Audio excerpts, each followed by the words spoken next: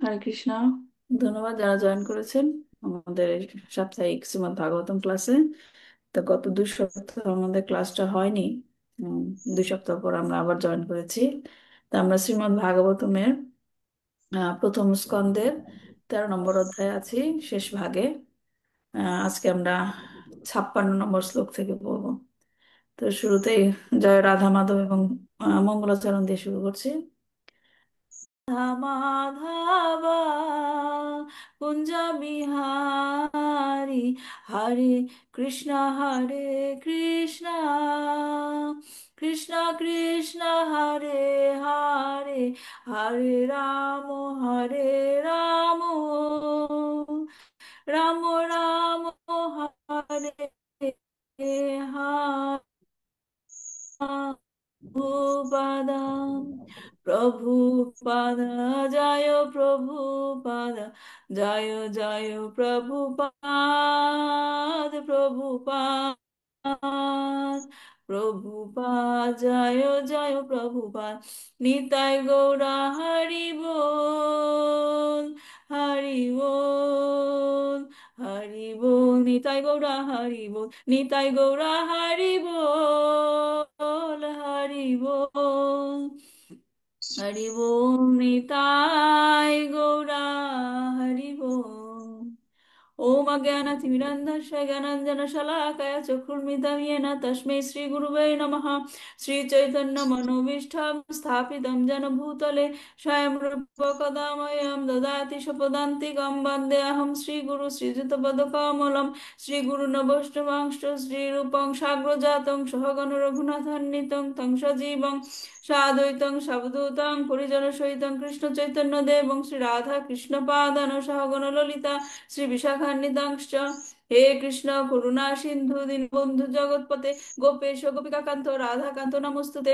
তপ্ত কাঞ্চন গৌরাঙ্গী শ্রী রাধে বৃন্দাবনেশ্বরী, वृषभानुसुते देवी प्रणमामि हरिप्रिये।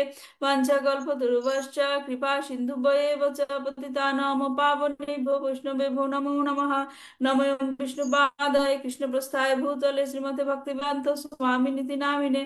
नमस्ते सरस्वती देवे गौरवाणी प्रचारिणे, निर्विशेष शून्यवादी पाश्चात्य देशतारिणे।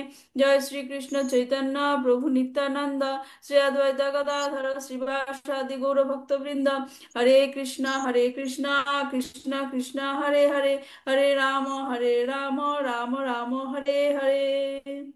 नारायणं नमस्कृतं नरं चैव नरोत्तमं देवीं सरस्वतीं व्यासं ततो जयमुदीरयेत्। श्रीमन्तं स कथा कृष्ण पुण्यश्रवणकीर्तनहरिदान्तस्तु हि भद्राणि विदुनोति सुरिसताम्। नष्टप्रायेषु अभद्रेषु नित्यं भगवत सेवया, भगवतीरुत्तम श्लोके भक्तिर्भवति नैष्टकी। ओम नमो भगवते वासुदेवाय, ओम नमो भगवते वासुदेवाय, ओम नमो भगवते वासुदेवाय। श्रीमद् भागवतम की जय, श्रील प्रभुपाद की जय, निताय गौर प्रेमानंदे। हरि हरि बोल। তো আজকে আমাদের ক্লাসে শালক্কা মাতাজি, উনি জয়েন করেছেন নতুন। তো মাতাজির জন্য বলছি, মাতাজি আমরা হচ্ছে শ্রীমদ্ ভাগবতমে প্রথম স্কন্ধে শেষ ভাগে আছি আমরা। হয়তো আজকে আমরা শেষ করতে পারবো, বাট আমরা ক্লাসের শেষে শেষের দিকে আমরা এই অধ্যায়ের যে সারাংশ, এই অধ্যায় থেকে কি কি জেনেছি, কি কি শিখেছি আমরা, সেটা আমরা আলোচনা করবো। এটা আপনার জন্য উপকার হবে। তো প্রত্যেক ক্লাস, গত ক্লাস থেকে কিছু প্রশ্ন দেই। হ্যাঁ, সেই প্রশ্নগুলো আলোচনা করি, তারপর আমাদের ক্লাসটা শুরু করি। তো আমি সেই প্রশ্ন দিয়ে শুরু করছি। আপনি হয়তো মানে হোয়াটসঅ্যাপ গ্রুপে পরে জয়েন করা হয়েছে, আর প্রশ্নগুলো পাননি। ঠিক আছে, তাহলে আপনি শুনুন আমাদের প্রশ্নের উত্তরগুলো, মাতাজিরা রেডি করে রেখেছে। তো প্রথম প্রশ্নটা ছিল, এই শ্রীমদ্ ভাগবতমের এই অংশে নারদ মুনি যুধিষ্ঠির মহারাজকে তার বিলাপ করার অবস্থা থেকে বের করে আনার চেষ্টা করছেন, রাইট? তো এইরকম পরিস্থিতি আমরা আর কোথায় দেখতে পাই? হরে কৃষ্ণ মাতাজি। ধৃতরাষ্ট্র এবং বিদুরের আমরা দেখতে পেয়েছি। কোথায় মাতাজি? ধৃতরাষ্ট্র এবং বিদুরের মধ্যে এই বিষয়টা দেখতে পেয়েছি। সেখানে কে বিলাপ করছিল? ধৃতরাষ্ট্র সেখানে বিদুরের মধ্যে বিলাপ করছিল। আম, মানে ধৃতরাষ্ট্র শোকাগ্রস্ত অবসর জরাজীর্ণ অবস্থায় ছিলেন, বিদুর এসে তার পারমার্থিক জ্ঞান প্রদান করে তাকে ছিন্ন করে নিয়ে যাওয়া হলো। না, কিন্তু সেখানে ধৃতরাষ্ট্র তো বিলাপ করছিলেন না, না, ধৃতরাষ্ট্রকে না না। বিদুর এসে জ্ঞানটা দিলেন।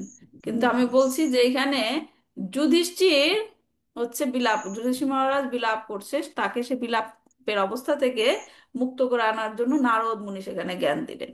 তো এইরকম একটা সেম সিচুয়েশন আমরা জানি কোথায় হয়েছে, যেখানে একজন বিলাপ করছিল, আরেকজন এসে তাকে সেই অবস্থা থেকে উদ্ধার করলো। কোথায় সেটা আমরা ক্লাসে বলেছিলাম এক্সাম্পলটা।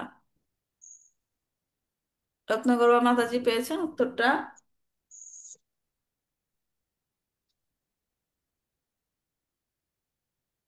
কেউ পাননি? হরে কৃষ্ণ মাতাজি, না। ভগবত গীতা। ভগবত গীতায় কে বিলাপ করছিল? অর্জুন। অর্জুন। ওর অর্জুনকে কে হেল্প করলো? কে বের করে ভগবান আনলো? শ্রীকৃষ্ণ। ভগবান শ্রীকৃষ্ণ। রাইট। আবার আমরা দেখতে পাই মহারাজও আরেকবার বিলাপ করছিল। কখন? কুরুক্ষেত্রের যুদ্ধের শেষে। রাইট। কুরুক্ষেত্রের যুদ্ধের শেষে বলছিল আমি এগুলো কি করলাম, আমার জন্য আমার ফ্যামিলির সবাই এরকম মারা গেল, রাইট। তখন তাকে কে সেই বিলাপের অবস্থা থেকে কে বের করে এনেছিল?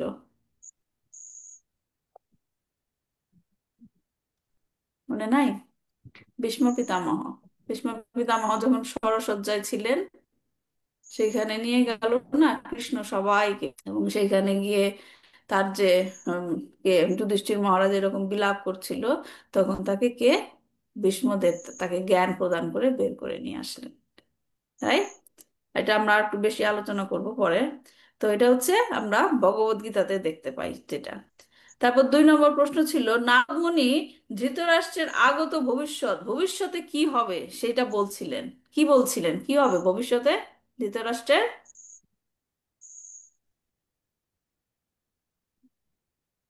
কি হবে?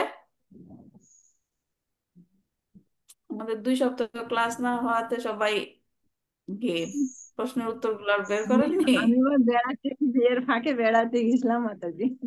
আচ্ছা, বেড়ানোতে সময় চলে গেছে, প্রশ্নের উত্তর বের করা হয়নি। ঠিক আছে, নারদ মুনি বলছিলেন তার কি হবে, যে সে যোগ সাধন করবে, যোগ সাধনের মাধ্যমে কি হবে, তার সমস্ত জড়া শক্তি মুক্ত হয়ে সে সেই সমস্ত মুক্ত বন্ধন থেকে সে মুক্ত হবে। হ্যাঁ। আর কি ডিটেইলে কি হবে সেটা আমরা পরবর্তী শ্লোকে জানবো। ধৃতরাষ্ট্র কোন যোগ পদ্ধতি অবলম্বন করেছেন, সেই যোগ পদ্ধতির দ্বারা তিনি কোন লক্ষ্যে পৌঁছাতে চেয়েছেন? ধৃতরাষ্ট্র এখানে কোন যোগ পদ্ধতি ইউজ করেছেন? কোন যোগ পদ্ধতি মাতাজি? হরে কৃষ্ণ মাতাজি, অষ্টাঙ্গ যোগ পদ্ধতি। অষ্টাঙ্গ যোগ। অষ্টাঙ্গ যোগ পদ্ধতি অবলম্বন করেছেন। এবং এই যোগ পদ্ধতি অবলম্বন করে তিনি কোথায় কি কি আহ, পেতে চেয়েছিলেন? মানে এটা গত ক্লাসের প্রশ্ন ভগবানের ছিল। আহ, কৃপা পেতে চেয়েছিলেন, মানে হরি তার ধামে পেতে ভাবনা। চেয়েছিলেন। হ্যাঁ, হরি ভাবনা। হরি ভাবনা পেতে চেয়েছিলেন। ভগবান শ্রী হরির কাছে ফিরে যাওয়ার। হ্যাঁ। তারপর সেই লক্ষ্যে পৌঁছাতে হলে কিছু কিছু কলুষতার কথা বলা হয়েছিল 54 নম্বর শ্লোকে। সে কি কি কলুষতা মুক্ত হতে হবে?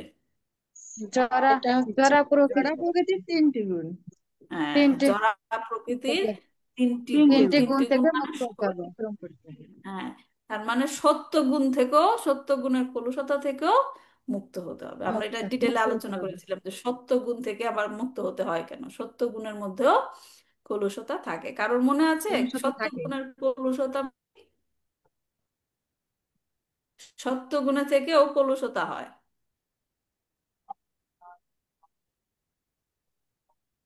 বলেন শালক্কা মাদাজি, সত্য গুণগুলো কি কি? প্রকৃতির 3টা গুণ আমরা জানি, রাইট? হুম। সত্য, রজ, তম। তম। তম। রাইট। তম হচ্ছে সবচেয়ে নিচে। হ্যাঁ, তমর উপরে কি? রজ। রজগুণ। রজগুণের রজগুণ, উপরে সত্যগুণ। সত্যগুণ। সত্যগুণে থেকে মানুষ কি করে, ভালো ভালো কাজ করে, রাইট? সত্যগুণে যারা থাকে, কিন্তু এখানে বলা হচ্ছে সত্যগুণের মধ্যেও কলুষতা আছে। কেমন না জিনিসটা? তাহলে আমরা আলোচনা করেছিলাম সত্যগুণে থেকেও কলুষতা মানেটা কি। আমরা উদাহরণ এরকম দিয়েছিলাম যে অনেকে ভগবানের ভক্তি করতে যায় অথবা মানুষের জন্য ভালো কাজ করতে যায়, কিন্তু কি হয়, কর্মে অহংকার আবদ্ধ হয়। হয়। হ্যাঁ, জ্ঞান অহংকার উহাতে হয়। দমন যে, করতে পারে না। হ্যাঁ, অহংকার হয়। শক্তি যেমন চক্ষু ভগবানের কর্ণ কাজ করতে নাসিকা গিয়েও, জিহ্বা মুখ। হ্যাঁ, ভগবানের কাজ করতে গিয়েও কিন্তু অহংকার হয়, যে আমি এত সেবা করি। কারোর সাথে কম্পেয়ার করার এরকম সিচুয়েশন আসে যে ওই রকম সেবা করে, আমি আরো বেশি সেবা করি। হ্যাঁ, কিন্তু ভগবানের সেবা করতে গেলে ভগবান কি ওগুলো পছন্দ করে? আমি যদি কারোর সাথে কম্পিটিশনে যাই, পছন্দ করে? না। না। না, তখন এটাকে বলা হয় পছন্দ কলু। করে। হ্যাঁ, তখন এটা হলো কলুষতা। আবার অনেক সময় আমরা দেখি যে সেবা করতে গেলেও বলে আপনি আমার সেবা কেন কেন করবেন, আমি আমার সেবা করব। হ্যাঁ, সেবা করতেও দেওয়া হয় না, কিন্তু সেবা করার উদ্দেশ্যটা কি? ভগবানকে সেবা সন্তুষ্ট করার, করা। ভগবানকে সন্তুষ্ট করা। আমি এখানে আহ, সুপন এটা আনমিউট করছি। আচ্ছা, ভগবানের সেবা করার মানেটা কি? ভগবানকে সন্তুষ্ট করা। এখন সেটা কি মেইন, যে আমি ভগবানকে সেবা করব, ডাজন্ট ম্যাটার ভগবানকে খুশি করতে পারি কিনা না পারি, সেটা কি উদ্দেশ্য হওয়া উচিত? না। আমি না। পারছি না ঠিক আছে, কিন্তু ভগবানের সেবাটা যেন হয়, আরেকজনকে দিয়ে যেন সেবাটা হয়। এই যে মানসিকতা, এটাই হচ্ছে কি কলুষতা মুক্ত। কিন্তু যদি আমরা ভালো কাজ করতে গেলেও যদি ওই জিনিসটা আসে জীবনে, যে আমি সারা জীবন তোমাদের জন্য এত কিছু করলাম, এখন তোমরা এরকম করছো, এখন আর তোমাদের ভালোই বাসি না, এগুলো হচ্ছে কলুষতা। ভালো কাজের মধ্যেও কলুষতা। তো এখানে অষ্টাঙ্গ যোগের মাধ্যমে তারা এই শেখে, ধৃতরাষ্ট্র সে কলুষতা মুক্ত হবে। ওকে। তারপর 5 নম্বর শ্লোক ছিল, 55 নম্বর শ্লোকে এই যোগ পদ্ধতি দ্বারা মুক্ত হবার কি কি স্তরের কথা বলা হয়েছে। যোগ পদ্ধতি অনুশীলন করলে কি মুক্ত হওয়া যায়?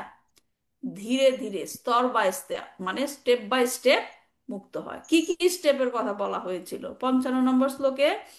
অনুবাদটা পড়ে, কেউ যদি হরে কৃষ্ণ প্রশ্নের উত্তরটা মাতাজি। পেয়ে না। পরিচয় সংযম, পরম ব্রহ্মের সাথে জীবসত্তা রূপে তার গুণগত জ্ঞান অর্জন করে পরম সত্তার হুম মাঝে সাহস লাভ করতে হবে। জড়জাগতিক হুম। আবদ্ধ আকাশ থেকে মুক্ত হয়ে চিতাকাশে উন্নতি হতে হবে। গুড। তার মানে শালকা মাদাদি একটু বোঝার চেষ্টা করুন, স্তরগুলো কি কি বলা হয়েছে। প্রথম হচ্ছে আত্মজ্ঞান প্রাপ্তি। আত্মজ্ঞান মানে কি? আমি কে, রাইট? আমি কে মানে কি? আমি আত্মা। যখন এই উপলব্ধিটা আসবে, তখন আমার নিজের স্বরূপের উপলব্ধি আসবে। মানেটা কি? স্বরূপ মানে কি?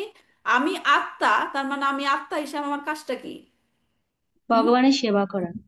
ভগবানের সেবা করা। কি আহ, আহ, কি কি বলো যেন, জীবের স্বরূপ হয় কৃষ্ণের কৃষ্ণের নিত্যদা। নিত্যদাস। নিত্যদা। যখন আমি জানবো আমি আত্মা, তারপরের স্টেপটা কি হবে, যে আমার স্বরূপটা কি, আমি হচ্ছি ভগবানের নিত্যদাস। তখন এই রিয়েলাইজেশনটা আসবে, রাইট? এটা হচ্ছে সেকেন্ড স্টেপ। তারপর যখন নাকি এই রিয়েলাইজেশন আসবে ধীরে ধীরে, তখন আসবে যে ভগবান এবং, মানে ভগবান মানে কি? পরমাত্মা, রাইট? পরমাত্মা এবং আত্মার মধ্যে গুণগত মিল আছে। গুণ, কি গুণ?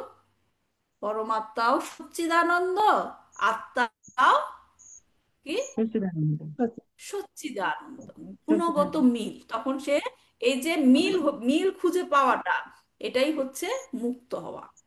এরকম না যে আমি আত্মা, আমি পরমাত্মার মধ্যে বিলীন হয়ে গেলাম, সেটা বলা হচ্ছে না। হ্যাঁ, ভক্ত কখনো সে বিলীন হয়ে যেতে চায় না। ভক্ত পরিচয়টা কিপ করে ভগবানের সেবা করে যেতে চায়। হ্যাঁ, তাহলে কি হলো, প্রথমে মনে করবে, বুঝতে পারবে যে আমি হচ্ছে আত্মা। সেকেন্ড স্টেপে গিয়ে কি ভাববে, যে বুঝতে পারবে যে আমি হচ্ছি কৃষ্ণের নিত্য দাস। দাস। হ্যাঁ, আবার যখন এটা রিয়েলাইজেশন আসবে, তখন সে বুঝবে যে কৃষ্ণ সচ্চিদানন্দ, আমি আত্মা, সেটাও সচ্চিদানন্দ। সত্যি। এবং এভাবে সে হুম, পরম ব্রহ্মের সাথে একাত্মতা অনুভব করবে। এবং সেই যে একাত্মতা অনুভব করবে তখন সে কি হবে, এই যে আমাদের এটা material sky, right, material sky জড়জাগতিক আকাশ যেটা বলে, সেইটা ভেদ করে সে উপরে চলে যাবে, সেটা কি বলে, চিদাকাশ। চিদাকাশ, হ্যাঁ, যেটা নাকি কি বলে, হায়ার প্ল্যানেট, যেখানে নাকি বৈকুণ্ঠ যেটা বলে, বৈকুণ্ঠ, তারপর হচ্ছে গোলক, রাইট। তো সেখানে জড়জাগতিক আকাশ থেকে মুক্ত হয়ে চিদা আকাশে গমন করবে। এই হচ্ছে স্তর, যে অষ্টাঙ্গ যোগের মাধ্যমে সে কিভাবে মুক্তি পাবে। ঠিক আছে, এই ছিল হুম। আমাদের প্রশ্ন। এখন আমরা 56 নম্বর শ্লোক থেকে পড়বো। এটা শেয়ার করছি, দেখা যাচ্ছে মাতাজি? এখনো আসে নাই, এখন দেখা যাচ্ছে। আচ্ছা, 56 নম্বর শ্লোকটা পড়ছি। ধ্বস্তমাগুণুর্ধকো নিরুদ্ধ করণাশয় নিবর্তিতাখিলাহার আস্তে স্থাণুরিবাচল তস্যান্তরায় মই বাবু সন্ন্যস্তাখিল কর্মণ। কে পড়তে চান, পড়েন। পড়বো মাতাজি? হরে কৃষ্ণ। হ্যাঁ, পড়েন পড়েন। শ্লোক 56। ভবস্তাৎ মায়া গুণ দর্প নিরুদ্ধ করোনাশয় নিবর্দিত তাখিলাহার আস্তে স্থানু রিবাচল তস্যান্তরাও বৈ মই ভাবু সন্ন্যস্তাখিল কর্মণঃ একটু একটু মাতাজি ওয়েট করেন। শালকা মাতাজি ধ্বংস পড়তে করে। পেরেছেন? কোন শ্লোকটা পড়ছি আমরা? প্রথম 56। স্কন্ধের 13 নম্বর অধ্যায়ের 56 নম্বর শ্লোক। হ্যাঁ, 56ই তো বললাম মাতাজি। হ্যাঁ, হ্যাঁ, না আমি শালুক্য মাতাজি, উনি নতুন জয়েন করেছে স্যার আজকে। হ্যাঁ, পরের মাতাজি। আচ্ছা। ধ্বস্ত ধ্বংস হয়ে মায়াগুণ জড়া প্রকৃতির 3 গুণ ঊর্ধ্বক ঊর্ধ্বার্ক প্রতিক্রিয়া নিরুদ্ধ সংযত হয়ে করণ আশয় মন এবং ইন্দ্রিয় সমূহ নিবর্দিত নিবৃত অখিল সমস্ত আহার ইন্দ্রিয়াদির গ্রহণীয় বিষয়সমূহ আস্তে সামনে আসনে। স্থাণু নিশ্চল ইব মত অচল স্থির তস্য তার অন্তরায় বিঘ্ন মা এব কখনই সেই রকম নয় অভু হওয়া সন্ন্যস্ত পরিত্যাগ করে অখিল সর্বপ্রকার কর্মণ জাগতিক কর্তব্য সমূহ। অনুবাদ: ইন্দ্রিয়ের সমস্ত কার্যকলাপ বাইরে থেকেও সংযত করে এবং ভোক্তার বুদ্ধিতে বাহ্য বিষয় আহরণ রূপ জড়া প্রকৃতির গুণ ও বৈশিষ্ট্যাদির দ্বারা প্রভাবিত সর্বপ্রকার ক্রিয়া থেকে নিবৃত্ত হয়ে স্থাণুর মতো নিশ্চল ভাবে তাকে অবস্থান করতে হবে। সব রকম জড়জাগতিক কর্তব্য পরিত্যাগ করবার পরে সেই পথের সমস্ত বিঘ্ন অতিক্রম করে তাকে অবিচল হয়ে অধিষ্ঠিত হতে হবে। হরে কৃষ্ণ। ধন্যবাদ মাতাজি। তাৎপর্য পড়ছি, শিল প্রভুপাদের তাৎপর্য। শিল প্রভুপাদ কি যায়। জয়। যৌগিক প্রক্রিয়ায় ধৃতরাষ্ট্র সব রকম জড় প্রভাব থেকে নিবৃত্ত হওয়ার স্তর লাভ করেছিলেন। জড়া প্রকৃতির গুণের প্রভাবে জীবকে জড় বিষয় ভোগের অক্লান্ত বাসনার অভিমুখী করে। কিন্তু যৌগিক প্রক্রিয়ার মাধ্যমে এই ভ্রান্ত সুখ ভোগের বাসনা থেকে মানুষ মুক্ত হতে পারে। প্রতিটি ইন্দ্রিয় সর্বদাই প্রতিটি ইন্দ্রিয় সর্বদাই বিষয় আরোহণের অন্বেষণ করে এবং তার ফলে বদ্ধ জীবাত্মা চতুর্দিক থেকে পর্যুদস্ত হয় এবং কোনো প্রচেষ্টাতে স্থির হওয়ার সুযোগ পায় না।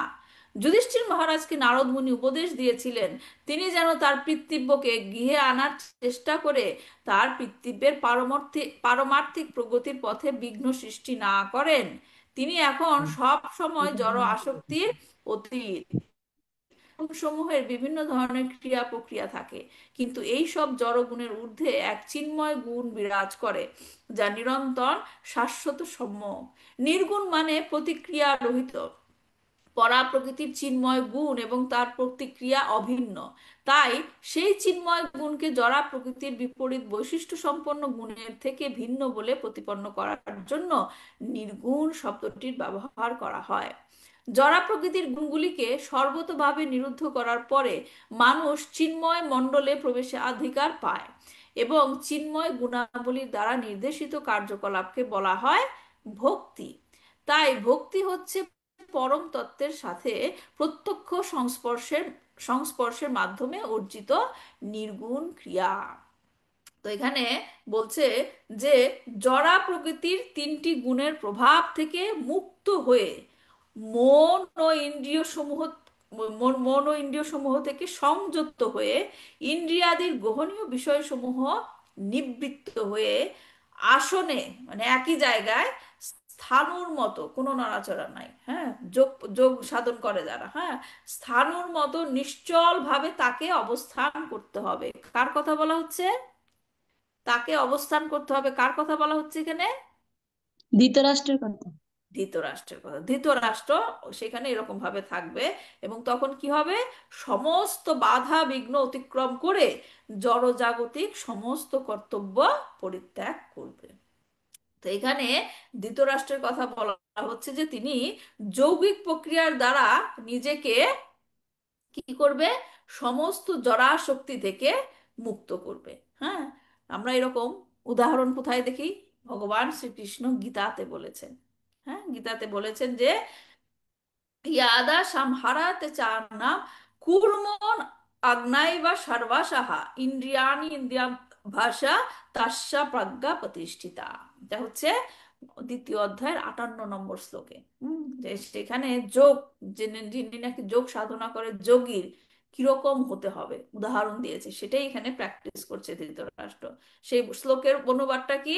যে কূর্ম যেমন অঙ্গসমূহ তার কঠিন বহিরাবরণের মধ্যে সংকুচিত করে, তেমনি যে ব্যক্তি তার ইন্দ্রিয়গুলোকে ইন্দ্রিয়ের বিষয় থেকে প্রত্যাহার করে নিতে পারেন তার চেতনা চিন্ময় জ্ঞানে প্রতিষ্ঠিত, কনসাসনেস। হ্যাঁ, কূর্ম, কূর্ম কি? টার্টল যেটা বলে, কচ্ছপ, রাইট? সে কচ্ছপটা কি করে? যে যখন তার দরকার হয় সে তার হাত পা গুলো বের করে, রাইট? আর যখন দরকার হয় না তখন সে কি করে? তার শেলের মধ্যে, সংকুচিত করে রাখে। খোলসের মধ্যে সেগুলো সে গুটিয়ে নেয়, হ্যাঁ, তার প্রয়োজন অনুসারে। ঠিক তেমনি যখন নাকি আত্মতত্ত্ব জ্ঞানী যোগী অথবা ভগবত ভক্তের ভগবত ভক্ত, তাদের লক্ষণ কি? যে তারা তাদের ইন্দ্রিয়গুলোকে ইচ্ছা অনুসারে কি করতে পারে? নিয়ন্ত্রণ করতে পারে। দমন কিন্তু বলা হয় নাই, কি করতে পারে? দমন আর নিয়ন্ত্রণ নিয়ন্ত্রণ। করতে পারে। হ্যাঁ, দমন আর নিয়ন্ত্রণের মধ্যে পার্থক্য কি? দমন, ইন্দ্রিয় দমন, ইন্দ্রিয় নিয়ন্ত্রণ, এই দুইটা কথার মধ্যে পার্থক্য কি? নিয়ম দমন মানে, দমন মানে একবারে নিয়ন্ত্রণ দমন মানে করা, হলো এটা আর সে কন্ট্রোল করে। নিয়ন্ত্রণ মানে একজন একজন বলেন, একজন। হ্যাঁ বলেন, এখন সবাই চুপ মাতাজি হয়ে গেছে। বলুক, বলেন। মাতাজি বলুক, হ্যাঁ বলেন। মাতাজি বলেন।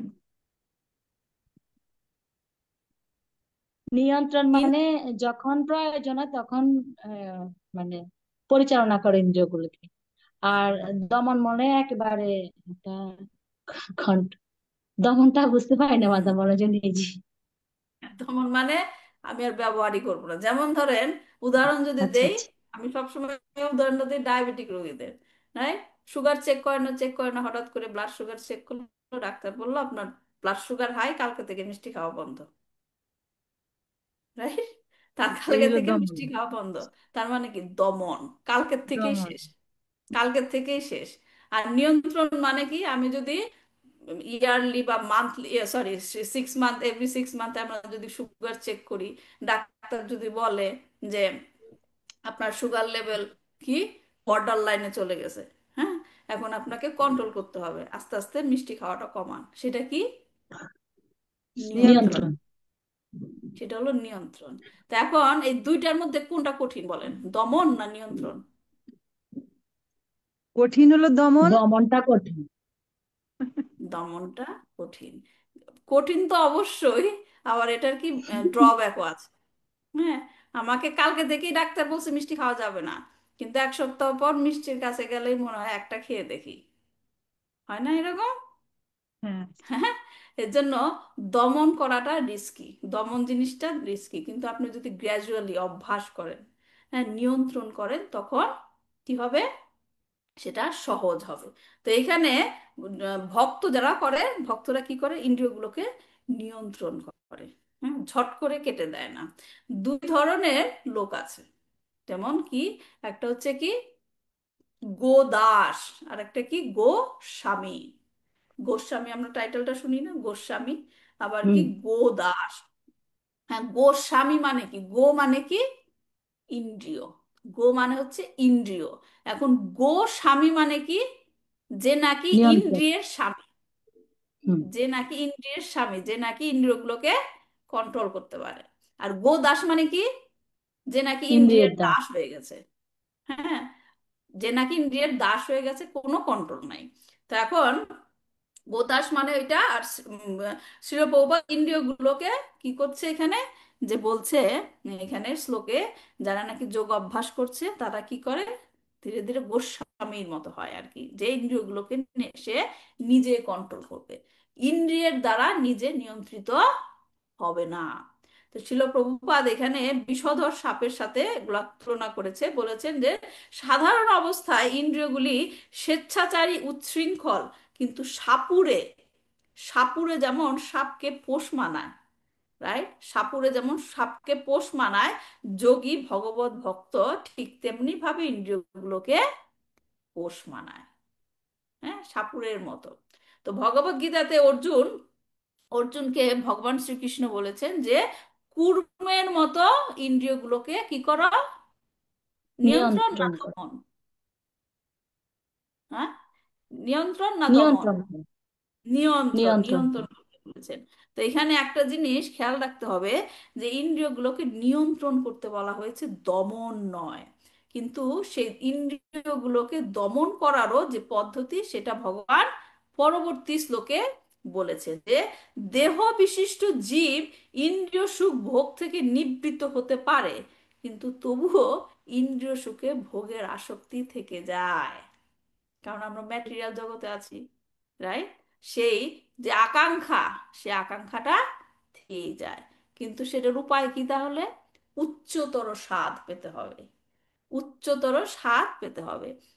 বাসায় কারোর কাছে কারোর বাসায় বেড়াতে গেলেন, সে তখন আপনাকে প্রসাদন দিল, এক সাইডে দিল বিরিয়ানি, রাইট, ভেজিটেবল বিরিয়ানি, আর আরেক প্লেটে দিল আলু সিদ্ধ ভাত। বেড়াতে গিয়ে কোনটা খাবেন, আলু সিদ্ধ ভাত না বিরিয়ানি, ভেজিটেবল কোনটা বিরিয়ানি। নিবেন? তখন মনে করবে ভেজিটেবল, আলু সিদ্ধ তো অলওয়েজ খাই, কিন্তু ওই বিরিয়ানিটাই খেয়ে নি। হ্যাঁ, উচ্চতর স্বাদ, উচ্চতর স্বাদের জন্য আমরা নিম্ন স্বাদটাকে তখন কি করতে পারি, ত্যাগ করতে পারি। হ্যাঁ। তো এখন ইন্দ্রিয় আমরা দমন করতে পারবো না, হ্যাঁ, কারণ ইন্দ্রিয় যখন ইন্দ্রিয় গ্রাহ্য বস্তু পায়, তখন সে সেই দিকে আকর্ষণ হবেই। কিন্তু আমরা যদি ইন্দ্রিয়কে উচ্চতর স্বাদ দেখাই, তখন সে নিচের ওই স্বাদের দিকে যাবে না। তো এখানে ধৃতরাষ্ট্র, ধৃতরাষ্ট্রের সামনে এখন দুইটা দুইটা দিক, রাইট, দুইটা অপশন, একটা হচ্ছে কি জড় বিষয়, জড় বিষয়, আর কি বিদুর তার সামনে আরেকটা কি অপশন দিয়েছে বলেন, কৃষ্ণ, হ্যাঁ, কৃষ্ণ ভক্তি, কৃষ্ণ ভক্তি প্র্যাকটিস, কৃষ্ণ সম্বন্ধে জানা। এখন দুইটার মধ্যে উচ্চতর স্বাদ কোনটা? কৃষ্ণ ভক্তি। কৃষ্ণ তত্ত্ব। হ্যাঁ, হ্যাঁ, যখন নাকি সে সেই খোঁজ পেল, সেই উচ্চতর স্বাদের খোঁজ পেল, বিদুর তাকে দিল, তখন সে কি করলো, তার নিম্নতর যে স্বাদ, যে ফ্যামিলি অ্যাটাচমেন্ট, জড় আসক্তি, সেগুলো সে কি করলো, পরিত্যাগ করলো। ত্যাগ করলো। হ্যাঁ, তো উচ্চতর স্বাদের সে সন্ধান পেয়েছে, যার জন্য তিনি নিজেকে, এখন স্বাদের সন্ধান পেলেই হবে না, রাইট, স্বাদের সন্ধান বিরিয়ানি দিলেই যে খেয়ে ফেলবো তা না, বিরিয়ানিটা আমার হজম হবে কিনা সেটা চিন্তা করতে হবে, আমার ক্যাপাসিটি আছে কিনা, রাইট, নিজেকে যোগ্য করতে হবে। এর জন্য ধৃতরাষ্ট্র কি করলো, উচ্চতর স্বাদের সন্ধান পেয়েছে, সেই স্বাদটা পাওয়ার জন্য তিনি নিজেকে কি করলো, যজ্ঞ করার জন্য তিনি যোগ সাধনা শুরু করলেন। তো এখানে বলা হয়েছে যে জরাসক্ত সে থেকে মুক্ত হয়েছিলেন কারণ তিনি মন এবং ইন্দ্রিয়গুলোকে সংযত করেছিলেন। কারণ এই যে জরাশক্তি, জরাশক্তি নিয়ে যে আমরা তো কষ্ট পাচ্ছি, এর মেইন কারণ হচ্ছে মন এবং ইন্দ্রিয়কে আমরা সংযত করতে পারি না, যেটা ভগবান শ্রীকৃষ্ণ গীতাতে বলেছেন যে মামৈবাংশ জীবলোকে জীবভূত সনাতনা মানা ষষ্ঠম ইন্দ্রিয়াণি প্রকৃতিস্থানী কস্যতি। মন এবং পাঁচটা ইন্দ্রিয়, এই মন এবং পাঁচটা ইন্দ্রিয়ের অসংযত কারণে কি প্রকৃতিস্থানী কস্যতি, সকল জীব এই জড়া প্রকৃতিতে কষ্ট পাচ্ছে। হ্যাঁ, তো এই কষ্ট থেকে উদ্ধারের উপায় হলো কি, মন এবং ইন্দ্রিয়কে কি করা, সংযত করা। এবং সেটাই ধৃতরাষ্ট্রকে বিদুর সেই পথটা দেখিয়েছে, এই যোগ পদ্ধতির মাধ্যমে তুমি নিজেকে শুদ্ধ করো। তারপর 57 নম্বর শ্লোকটা কি, সবা অদ্যত নাদরাজন পরত পঞ্চমেহনি কলে বরং হাস্যতি সংতচ্চ ভস্মী ভবিষ্যতি। মধুসূদন প্রভু পড়েন। হরে কৃষ্ণ। সবা সবা অধ্যরাজন করত পঞ্চমে অহনি কলেবরম হাস্যতি সম তচ্চ ভস্মী ভবিষ্যতি। শব্দার্থ: স তিনি, বা খুব সম্ভবত, অদ্য আজ, না থেকে, রাজন হে রাজন, পরত পরে, পঞ্চমে পঞ্চম, অহনি দিনে, কলেবরম দেহ, হাস্যতি ত্যাগ করবেন, সম তার নিজস্ব, তৎ তা, চ ও, ভস্মী ভস্মে ভবিষ্যতে পরিণত হবে।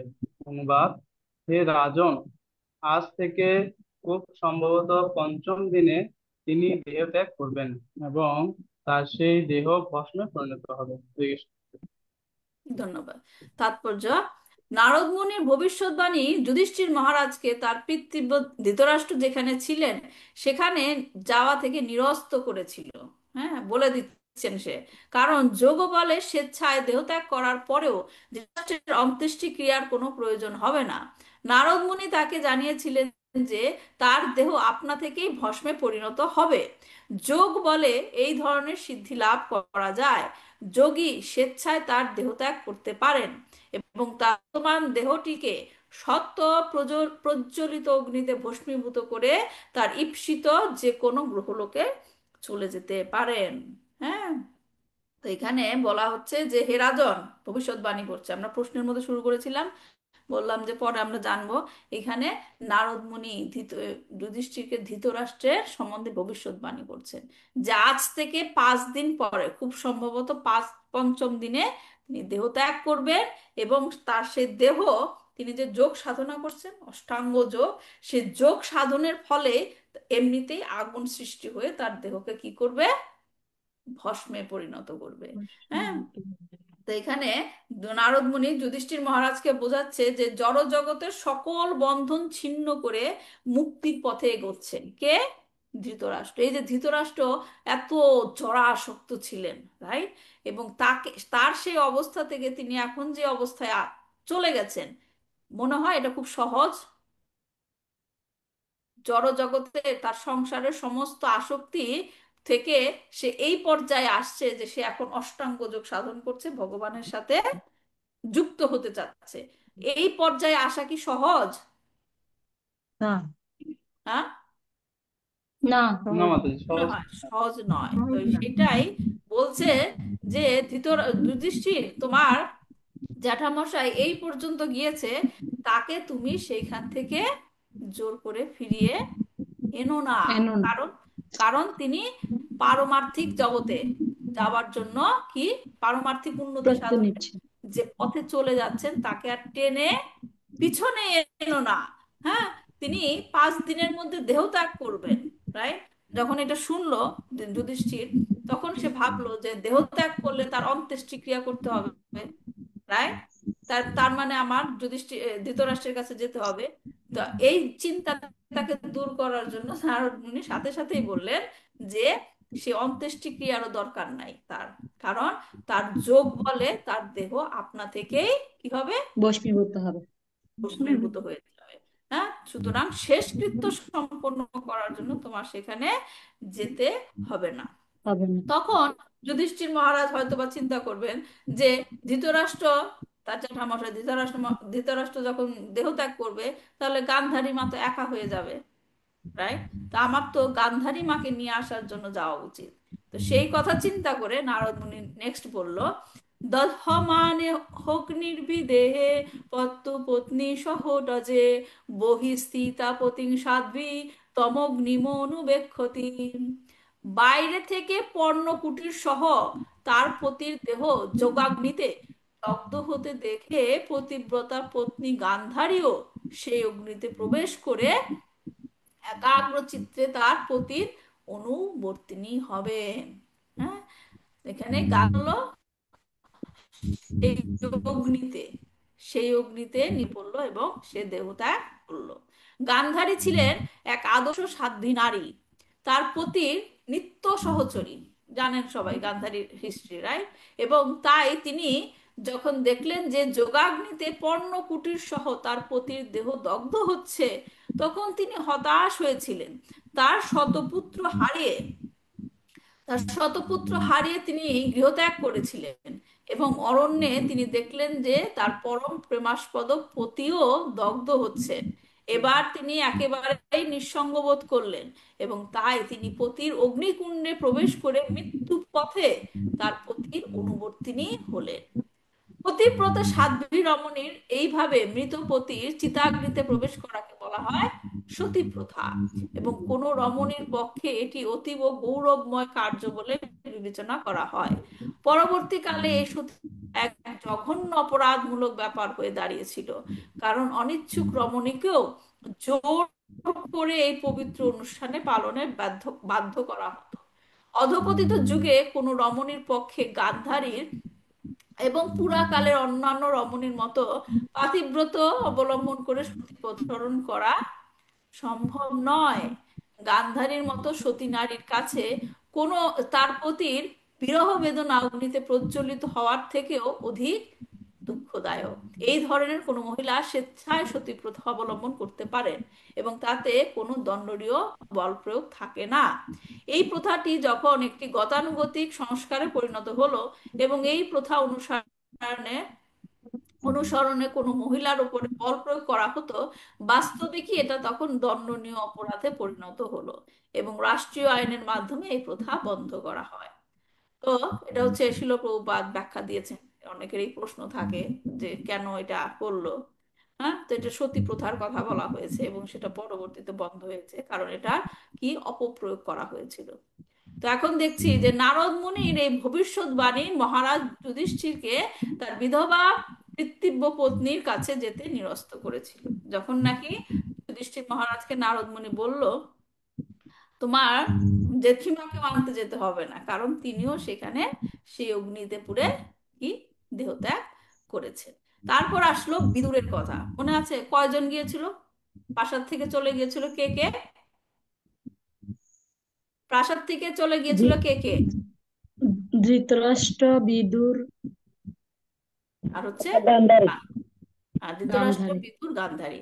এখন ধৃতরাষ্ট্রের কথা বললো, ভবিষ্যতে কি হবে তার। গান্ধারীর কথা বললো, এখন বিদুরের কথা বলছে। বিদুরস্ত তদাশ্চর্যং নিঃসাম্য কুরু নন্দন হর্ষ শোক যুতস্তস্মাদ গন্তা তীর্থ নিষেবকম।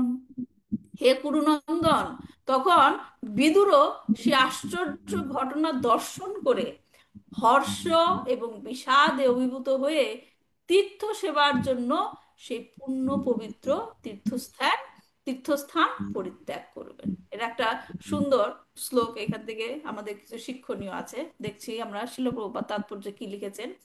সিদ্ধ যোগীর মতো তার ভ্রাতা ধৃতরাষ্ট্রের অনির্বচনীয় দেহত্যাগ থেকে দেহত্যাগ দেখে বিদুর আশ্চর্য হয়ে গিয়েছিলেন, কারণ পূর্ব জীবনে ধৃতরাষ্ট্র ছিলেন অত্যন্ত বিষয়াসক্ত। যেটা আমরা বললাম যে এই রকম বিষয়াসক্ত লোক এই অষ্টাঙ্গ যোগ পালন করছে, এটা খুব সহজ কথা নয়, রাইট?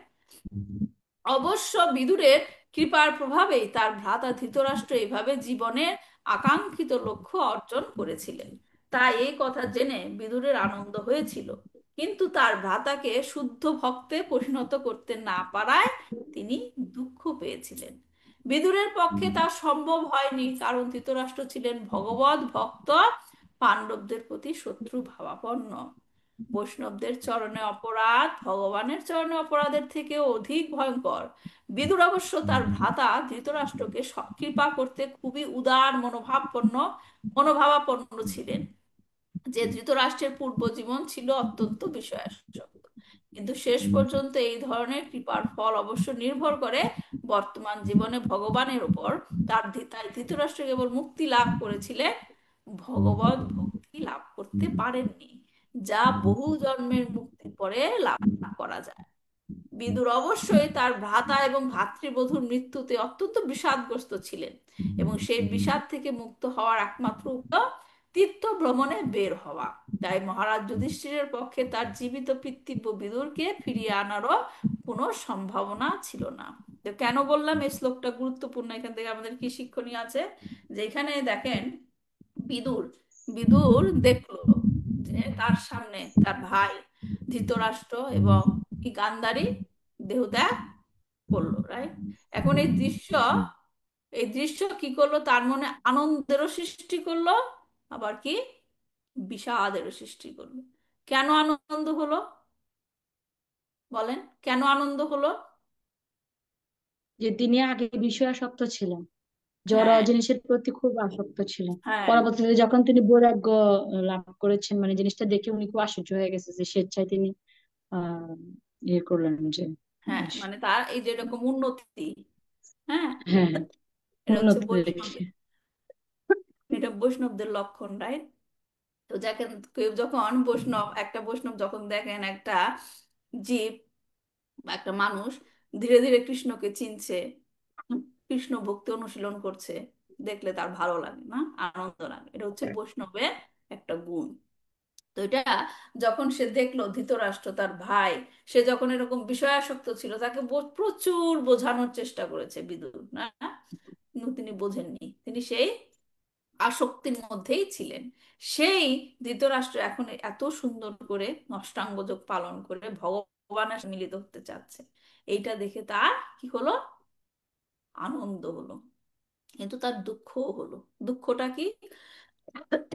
দুঃখটা কি? ভগবত শুদ্ধ ভক্তে পরিণত হতে পারেন না। ভক্তে পরিণত, এটা আমরা ক্লাসে আলোচনা করেছিলাম, রাইট? যে ভক্তের উদ্দেশ্য, ভক্ত মানে কি? সবারই উদ্দেশ্য হওয়া উচিত কি, ভগবত ভক্তে পরিণত হওয়া, ভগবানের সেবাতে নিজেকে নিয়োজিত রাখা। তার মানে মুক্তি আর ভগবত ভক্তি প্রাপ্তি এক না না, অনেক ডিফারেন্স মাতা। এক নয়, রাইট? যে মায়াবাদীরা যারা নাকি মুক্তির ব্যাখ্যাটা দেয়, তারা কি করে, যে দেহ ছেড়ে আত্মা পরমাত্মায় লীন হতে বিলীন চায়। হয়ে যায়। হ্যাঁ, কিন্তু আমাদের মানে ভগবত গীতাতে যেটা বলা কি, সেই মুক্তি, ভগবত গীতাতে যে মুক্তির কথা বলা হয়েছে সেই মুক্তি না না, কিসের মুক্তি? এটা হলো যে পাঁচ প্রকার যে মুক্তি, সেটা যে কোনো একটা কিছু।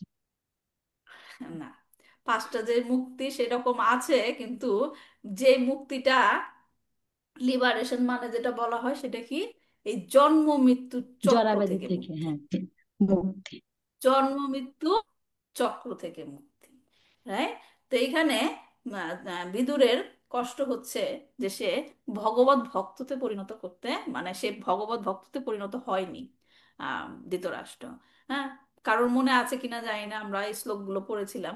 দুইটা শ্লোকের মধ্যে বিদুর বর্ণনা করেছিল ধৃতরাষ্ট্রকে, 26 এবং 27 নম্বর শ্লোকে, যেখানে বলেছিল দুই ধরনের লোকের কথা বিদুর উল্লেখ করেছিল। এক হচ্ছে কি ধীর, হুম। মনে আছে কারোর? ধীর। আর আরেকটা কথা বলা হয়েছিল নরোত্তম। দুই ধরনের ব্যক্তির কথা তিনি ব্যাখ্যা করেছিলেন। ধীর কি, তিনিও সবকিছু ত্যাগ করে চলে যান, তিনিও সবকিছু ত্যাগ করে চলে যান, এবং যখন নাকি দেহ অকেজো হয়ে যায় সে তখন দেহ ত্যাগ করে। তারা হচ্ছে কি ধীর। হিরো। আর নরোত্তম কারা? তারাও সবকিছু ত্যাগ করে চলে যায়, কিন্তু কার ওপর ভরসা করে? পূর্ণ ভরসা করে ভগবানের উপর। ভগবানের ওপর, পূর্ণ সমর্পণ। রাইট? তো নরোত্তম হচ্ছে সেই যে পূর্ণ নির্ভর করেন, ভরসা করেন হরির উপর, ভগবান হরির উপর।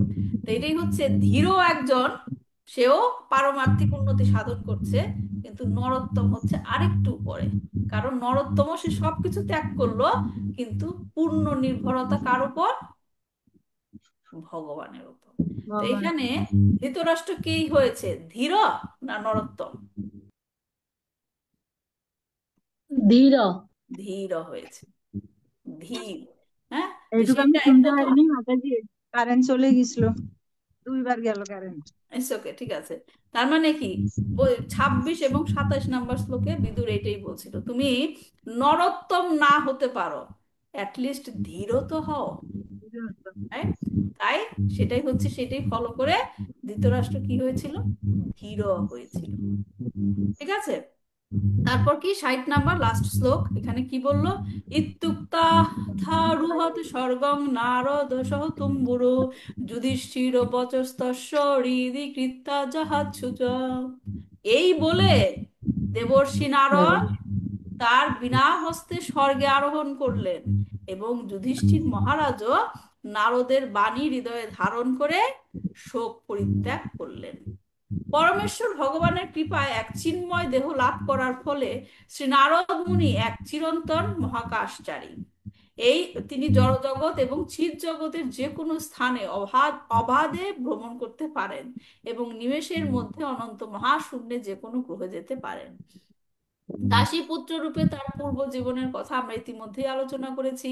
শুদ্ধ ভক্তের সঙ্গ প্রভাবে তিনি নিত্য মহাকাশচারীর মর্যাদায় উন্নীত হয়েছিলেন, এবং সর্বত্র বিচরণের স্বাধীনতা তার ছিল।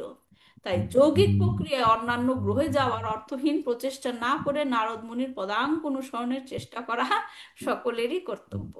মহারাজ যুধিষ্ঠির ছিলেন অতি পুণ্যবান নৃপতি, তাই তিনি প্রায়ই নারদ মুনির দর্শন পেতেন। যারা নারদ মুনিকে দর্শন করতে চান তাদের সর্বপ্রথমে পুণ্যবান হতে হবে এবং নারদ মুনির পদাঙ্ক অনুসরণ করতে হবে। পাচ্ছি না কেন?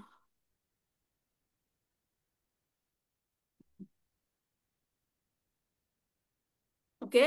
ইতি ধৃতরাষ্ট্রের গৃহত্যাগ নামক শ্রীমদ্ ভাগবতের প্রথম স্কন্দের ত্রয়োদশ পরিচ্ছেদে শিল ভক্তি বেদান্ত তাৎপর্য সমাপ্ত। তো এর সাথে আমাদের কি এই অধ্যায় শেষ হলো। এখন যে 10 মিনিট আছে আমি একটু সারাংশটা বলার চেষ্টা করব, এবং এই অধ্যায় থেকে আমরা কি কি শিখলাম। প্রথমে জিজ্ঞেস করি, এখানে লাস্ট শ্লোকে বলা হয়েছে নারদ মুনি চলে গেলেন, স্বর্গে চলে গেলেন। কোথা থেকে চলে গেলেন? কোথায় ছিলেন তিনি? দেখি কার মনে আছে। কোথায় ছিলেন? কোথা থেকে? পঞ্চ পাণ্ডবের গিয়েছিলেন ওটা। প্রভুজি কি বলছেন? আমি বলছিলাম যে প্রভুজি উনি ছিলেন ওই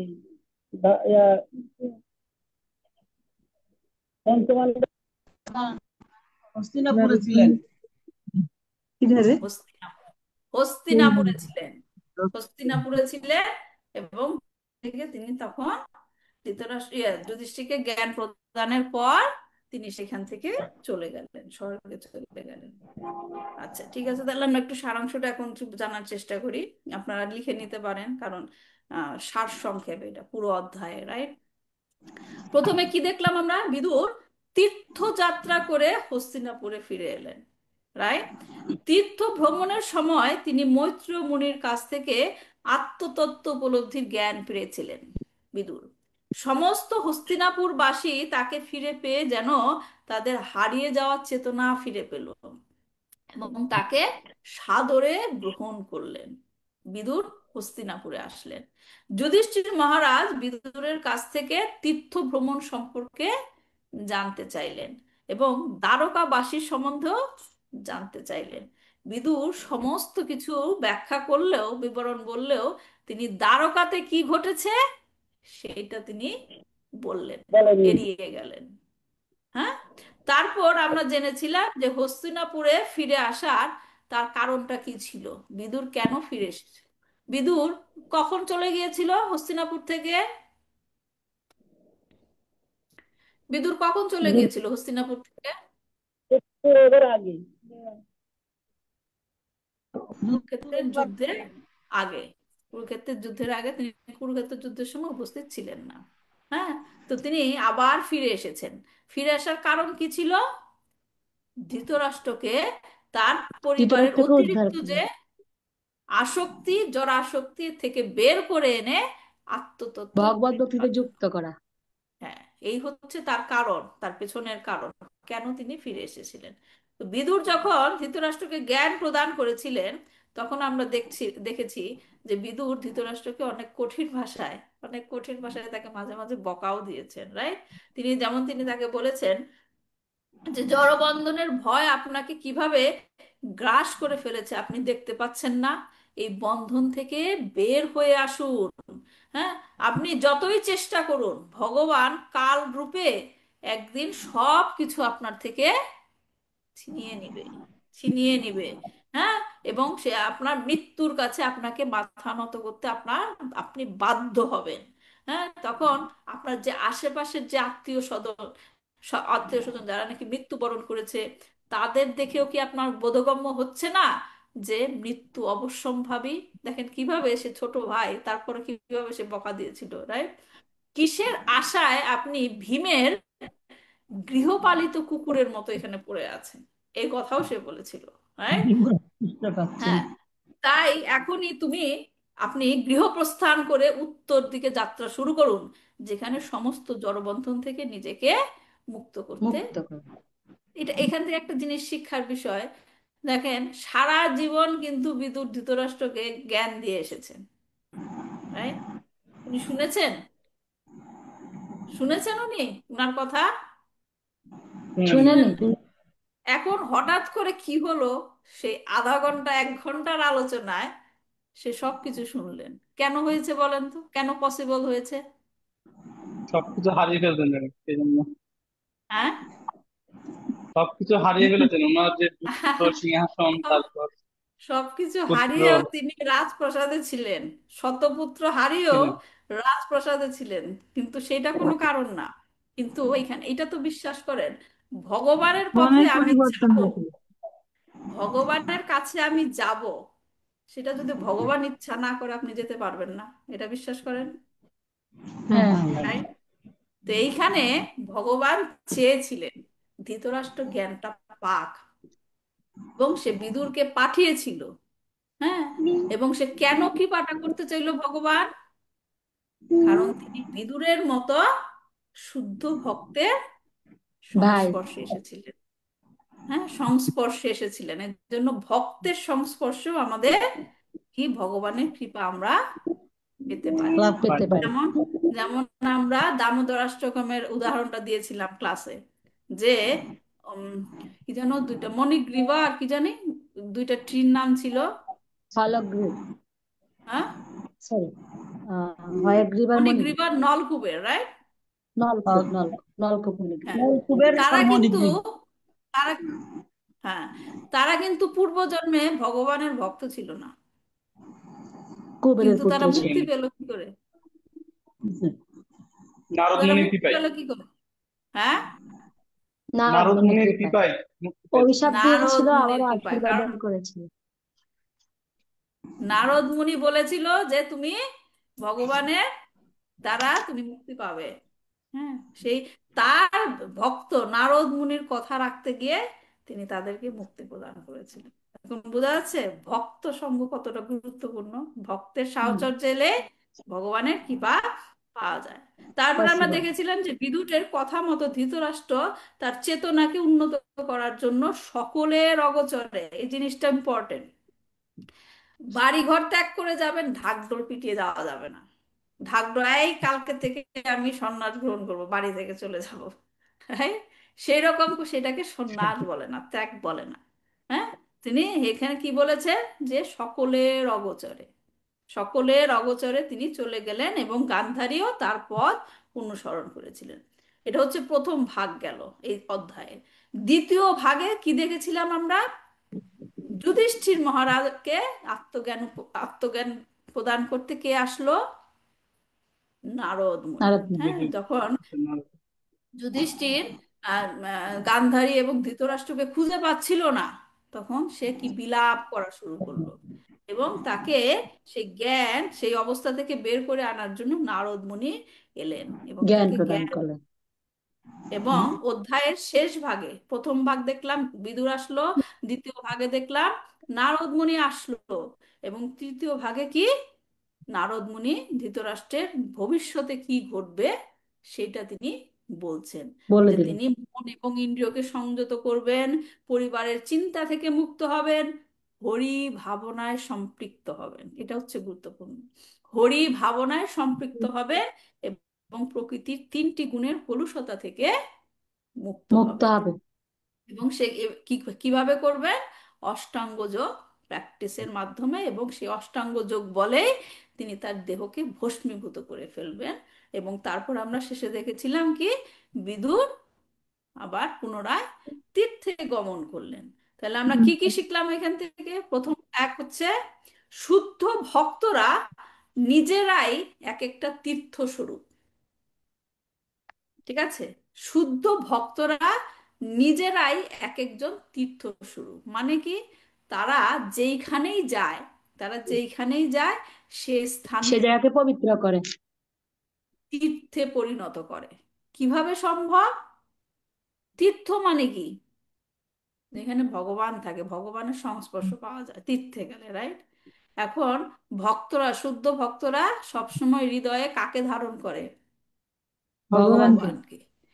জন্য শুদ্ধ ভক্ত যেখানেই যায় সেই স্থানে কি হয়? তীর্থে তীর্থে পরিণত হয়।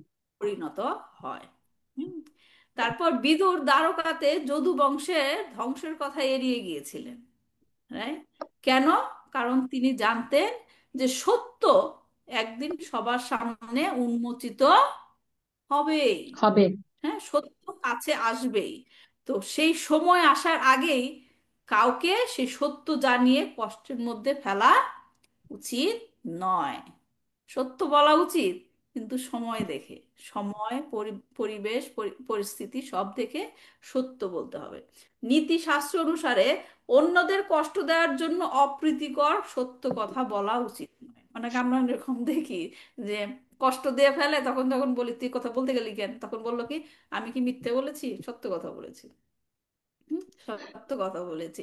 সত্য কথা বলে সে সত্য কথা বলার আগে চিন্তা করতে হবে যে এটা অপ্রীতিকর কিনা, অপ্রীতিকর কিনা। প্রকৃতির প্রকৃতির নিয়মে দুঃখ দুর্দশা এমনিতেই আসবে। হ্যাঁ, সেটাকে প্রচারণার মাধ্যমে নিয়ে আসার কোনো মানে হয় না। এটা হচ্ছে 2 নম্বর শিক্ষা ছিল। 3 নম্বর শিক্ষা ছিল যে বিদুর ধৃতরাষ্ট্রকে সামনে রেখে গৃহ পরিবারের অতিরিক্ত আসক্ত ব্যক্তিদের কথাটা উল্লেখ করে বলেছেন যে এরা অতিরিক্ত আসক্তের কারণে জড় বিষয়ের চিন্তায় মগ্ন থাকেন, যে তাদের অজ্ঞাতসারে সময় চলে যায়, তাদের অজ্ঞাতসারে সময় চলে যাচ্ছে, সেই দিকে তার কোনো কি নাই, খেয়াল নেই। খেয়াল নেই। কিসের সময় চলে যাচ্ছে? কিসের সময়? ভজন সাধনের সময় চলে যাচ্ছে। সাজানোর সময়। আমাদের জন্য, আমাদের যখন এই দেহ দান করা হয়েছে, একটা টাইম দেওয়া হয়েছে, রাইট? এই টাইমের মধ্যে শুধু আনন্দ উল্লাস করে সময় কাটিয়ে দেব তার জন্য কিন্তু সময় দেওয়া হয়নি, রাইট? সেই সময়ের মধ্যে সেই সময়কে কাজে লাগিয়ে আমাদের যে ডেস্টিনেশন সেইখানে পৌঁছাতে হবে। কিন্তু যারা নাকি অতিরিক্ত বিষয়ে আসক্ততে নিজেকে ডুবিয়ে রাখে, তারা সে সময় যে চলে যাচ্ছে, সময় কি বসে থাকবে? আরে প্রকৃতি সুন্দরী ভগবানের কাজ করছে না, ওর জন্য জীবনের সময়টা থামিয়ে রাখি, তা কি হবে? ওর যখন সময় হবে, তখন ভগবানের ভক্তি শুরু করবে, তখন থেকে ওর সময় কাউন্ট করব, তাই কি হয়? হবে না। হুম। সময় সময়ের মতো চলে যাবে, কারণ আমরা ইউজ করতে পারবো কিনা ডিপেন্ড করবে আমাদের আসক্তির উপর। তো এই এই যে আমরা গার্হস্থ্য জীবনে আছি তাদের জন্য এটা খুব গুরুত্বপূর্ণ একটা শিক্ষণীয় বিষয়, যে আমাদের সমস্ত সময় উৎসর্গ করে যে আমরা ধন সম্পদ জমাচ্ছি, পরিবারের জন্য সময় দিচ্ছি না, কালের প্রভাবে এই সম্পদ সম্মান, ঘর বাড়ি, স্বামী সন্তান সবকিছুই, এদের এত যে শখের সব জিনিস, শখের যে দেহ, একে ছেড়ে মৃত্যুর কাছে মাথা নত করতেই হবে। হুম। তখন এসব আর কিছুই কাজে আসবে না। একটা ভজনে বলেছিল, এ দেহ পতন হলে কি হবে আর, কি কি হবে আর, কেহ সুখ নাহি দিবে পুত্র পরিবার। এ দেহ পতন হলে কি হবে আমার, কেহ সুখ নাহি দেবে পুত্র পরিবার। হ্যাঁ, শুধুমাত্র ভগবানের জন্য যে ভক্তি করছেন সেটাই হচ্ছে কি ফিক্সড ডিপোজিট, সেটাই সাথে যাবে, সেটাই সাথে যাবে, আর কোনো কিছুই যাবে না। তারপর যেটা আমরা শিখেছি, নারদ মুনি যেটা শিক্ষা দিয়েছেন সেখান থেকে আমরা যে ইম্পর্টেন্ট এগুলা, তিনি কি শিক্ষা দিয়েছেন, যে কারোর সাথে কারোর বিচ্ছেদ আমরা রোধ করতে পারবো না, রাইট? কারণ এটা সবকিছুই হয় ভগবান পরমেশ্বরের ইচ্ছাতে। নির্দেশে। হ্যাঁ, কোনো জীব, তার ইচ্ছাতেই জীব এক হয়, আর তার ইচ্ছাতেই জীব দূরে চলে যায়। যেমন নদীতে খড়কুটো, দুটো খড়কুটো কখনো স্রোতের জন্য একসাথে চলে আসে, আবার স্রোতের প্রভাবে আবার কি আলাদা হয়ে আলাদা যায়। হয়ে যায়। চলে যায়। তাই বিচ্ছেদ, পরিবার পরিজনের সাথে যে বিচ্ছেদ, এটা নিয়ে শোক করার কিছু নেই, এটা প্রকৃতির প্রভাবে ভগবানের ইচ্ছাতে হয়। বিচ্ছেদের বিলাপ কেমন, কেবলমাত্র এই যে আমরা বিলাপ করি, এটা শুধুমাত্র কি মায়াময় স্নেহের কারণে হয়। তুমি আত্মাকে, আত্মার দেহ কোনোটিকেই মানে কোনোভাবে যে কোনো পরিস্থিতিতে এই যে বিলাপ, সেটা হয় কি মায়াময় স্নেহের কারণে। অজ্ঞতার কারণে সৃষ্ট উদ্বেগকে প্রশ্রয় দেওয়া উচিত নয়। যে এটা কি, এটা কি শিক্ষা, যে আমরা ভাবি যে আমাকে ও দেখে রাখবে, বা ওকে আমি দেখে রাখবো, রাইট? আমার ফ্যামিলিতে ও না থাকলে আমার কি হবে, রাইট? এরকম আমরা চিন্তা করি, কিন্তু কেউ কাউকে আসলে রক্ষা করতে পারে না। কেন পারে না? কারণ সবাই সাপের মুখে বসে আছে, মহাকাল যে সাপ, সাপের মুখে সবাই সেই, যে কোনো কাল যে কোনো মানুষকে ছোবল দিতে পারে, রাইট? তাহলে যে নাকি বিপদের মধ্যে নিজেই আছে, সে আরেকজনকে বিপদ থেকে উদ্ধার করবে কি পারে? সম্ভব? এ কারণে বলা হয় যে কেউ কারোর রক্ষক নয়, শুধুমাত্র কে রক্ষক সবার? পরমেশ্বর ভগবান শ্রীকৃষ্ণ। পরমেশ্বর ভগবান শ্রীকৃষ্ণ।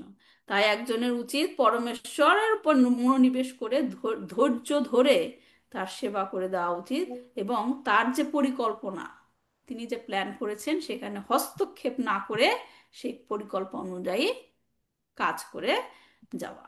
ঠিক আছে? তো এই হলো আমাদের শিক্ষা ছিল এই অধ্যায়ে। শেষ হলো আমাদের এই অধ্যায়, আমরা নেক্সট উইক থেকে নেক্সট অধ্যায়টা পড়বো। কারোর কোনো প্রশ্ন আছে?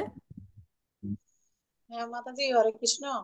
ওই যে সামারিটা একটু গ্রুপে দিয়ে দিলে কৃপা করে ভালো হতো। আচ্ছা, ঠিক কাজ আছে, করতে। ঠিক আছে। আর কার কোনো প্রশ্ন? শালকা মাতাজি বুঝেছেন আজকে ক্লাসটা?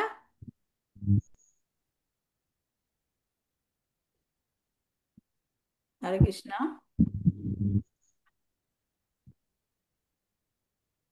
আপনার মাইক, কথা শোনা যাচ্ছে না, মাইক মিউট কিনা জানি না।